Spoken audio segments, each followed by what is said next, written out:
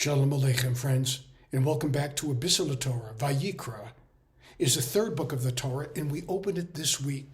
In English, we call it Leviticus. Let me ask you a question. Do you believe in angels? Does Judaism believe in angels? We read a lot about them in a variety of books and magazines, but what does Judaism have to say about them? In Psalm 103, the following phrase appears: Baruch Hu Hashem, Kol Melachav. All the angels of heaven praise God. And Tanchuma, one of the Midrashim that looks at this particular phrase with a magnifying glass, asks, who are these angels? Angels, winged beings in heaven, singing paeans to God? No. The Tanchuma, this Midrash says, they were human beings. Human beings that led the Israelites out of bondage and into freedom. They were none other than Moshe Rabbeinu, Moses, our teacher, our leader, and his brother Aaron. They were the angels. What makes a person an angel? I'm going to digress for a moment and go to a slightly different area to talk about korbanot, which really is the basic theme in the book of Leviticus. Korbanot means sacrifices, but that's a very bad translation. Sacrifice in English means what? You give up something for something else, right? A sacrifice fly in baseball, right? You give it up so that your teammate can get on another base. That's not what korban means. Korban means to come close.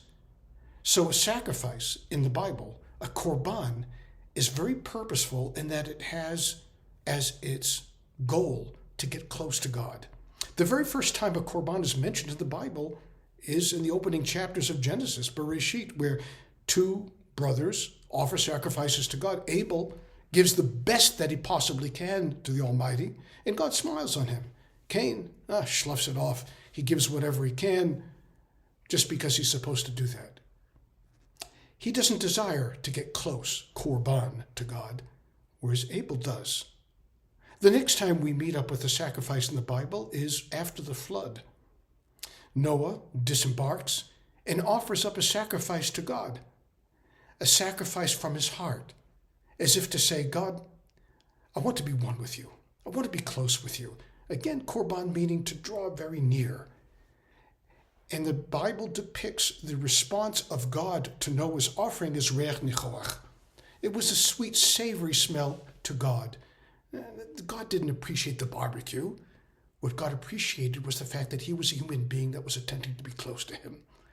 And that's the whole premise of the korbanot that are offered throughout the Bible and that we're fixated on in the book of Vayikra.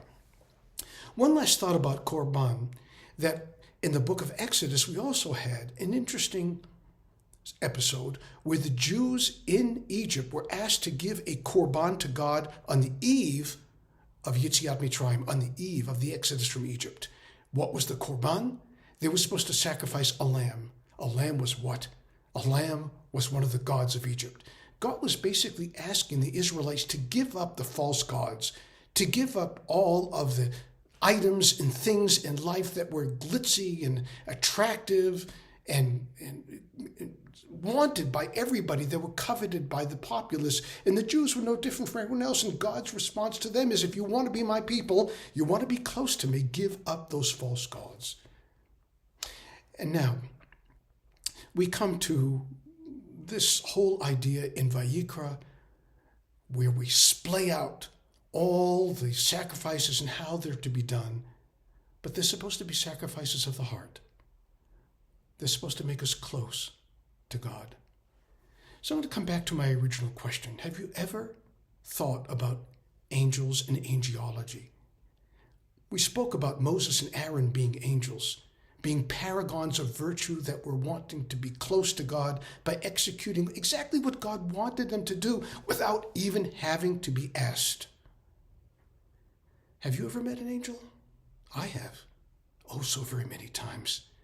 People who do altruistic acts, who do mitzvot, who do good things, particularly because the heart's moving them, not because they want something to gain out of it. And if you're in love, you know what I mean. Because the truest act of love is giving something to the other when they don't expect it, want it, or sometimes even desire it. Just an act of wanting to connect with them on heart-to-heart level. One of the most beautiful stories I've ever heard was a tzaddik who had a dream. And in this dream, God gave him a vision of who he was to spend eternity with. And he went to travel to find this person with whom he was destined to spend the universe of time with. And he traveled after many days. He finds this man who's running down a hill and jumping across a ravine at the bottom, shouting, "This is for you, God." Walking up the other side, running down again, shouting, "This is for you, God," doing this all day long. This is who I'm supposed to spend eternity with. A man whose love was so powerful that he's willing to do something that has no meaning to it except as an expression of wanting to be close, a desire to want to be close. That is what a korban is all about. I'll ask again, have you ever met an angel? I bet you have. And I'm going to go further. I bet you have even been an angel at times in your life when you've done altruistic mitzvot, just simply because your heart is calling you to do them. Maybe even now. Shabbat Shalom.